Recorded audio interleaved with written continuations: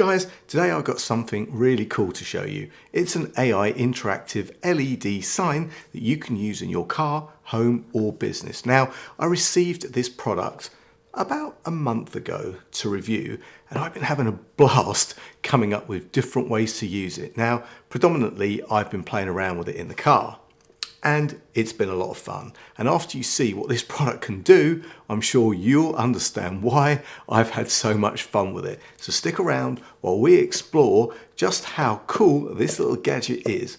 Back in a few seconds.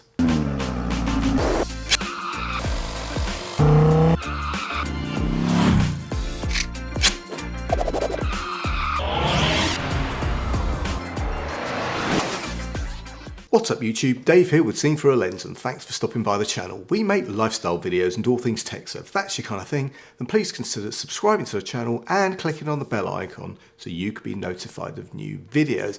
So guys, yes, this is the AI driven LED sign from ATOTO, and I've got to say, I was a little intrigued to see just how this was going to work out for me. But as I said earlier, it's amazing just how much fun you can have with this little gadget. Now, before we get into it, ATOTO sent me this LED sign to review in exchange for my honest opinion. And guys, you know that whatever I review, you're always going to get my honest opinion, good, bad, or indifferent. So let's get it out of the box and see what we have. So guys, open up the box and we've got an AI voice assistant speaker.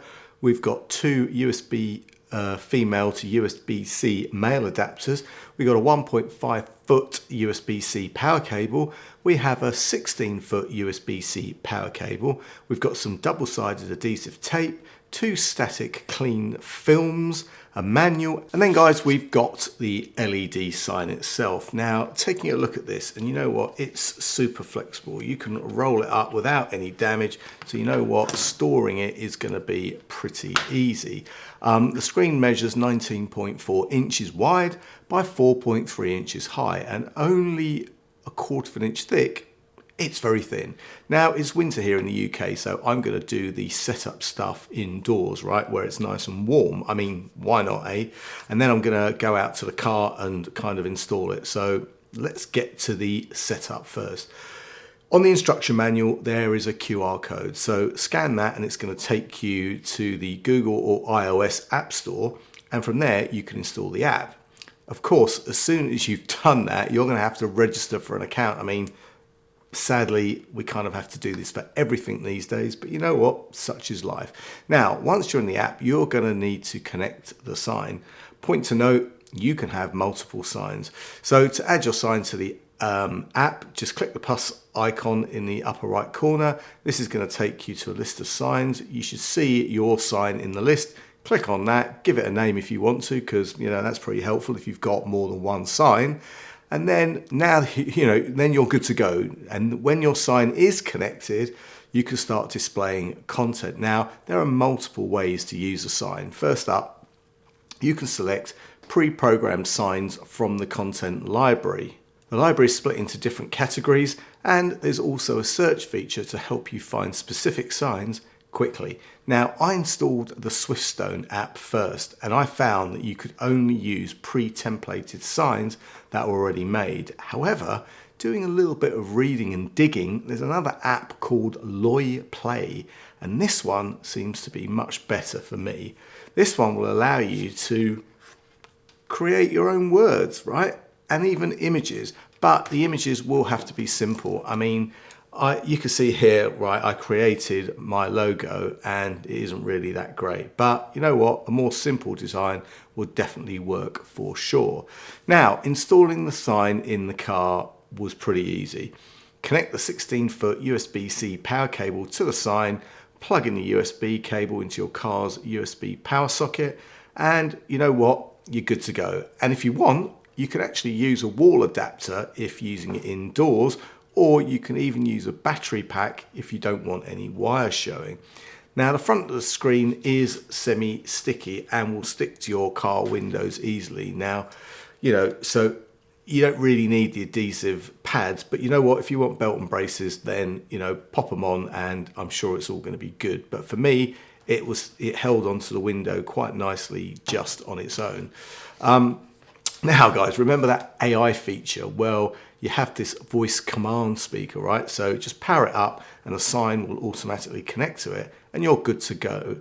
Now, point to note is it's not really AI as such, but it's almost like voice driven to find pre-templated signs that are already made. And it doesn't matter which app you're using, it's pretty much the same deal. So you can't just make any sign using the voice activation, which, you know, is a bit of a shame because that would have been a killer app, right? Now, to demonstrate, all you need to do is say, "Hi Glow. I am here.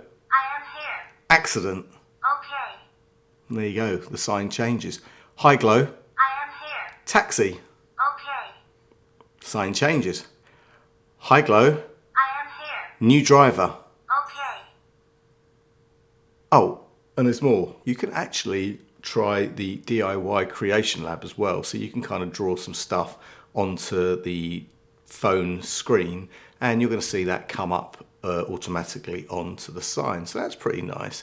Now, it's not as good as the pre-templated signs, but you know what? It's still there. So guys, there you have it. I can't say enough about how cool this product is. Whilst it's easy to install and the app is pretty intuitive, you know what? I just think it's a lot of fun. Now, yeah, okay, you can have a couple of them on the go. You can write some messages. You can use it to, you know, display things if you've got a shop or if you just want to keep using it in the car. I mean, I might stick it up on the back wall here. Who knows? I don't know. But you know what? You can kind of get very creative with this. So you know what? It's a lot of fun. And the app also allows you to do things like change firmware. There's a GIF editor.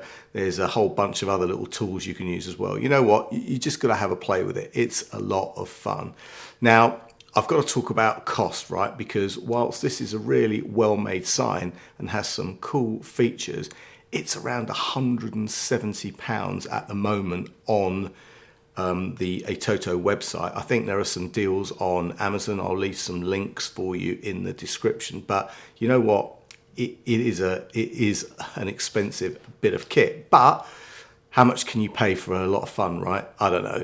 But you know what? If you've got any comments or questions, then please leave them below. I mean, I don't know if the fun side of it justifies the cost of it, but you know, why don't you guys let me know what you think? And also guys, if you like the video, then please give it a thumbs up. It really does make a difference. And if you'd like to see more of my content, then please subscribe and click on that bell icon so you could be notified of new videos.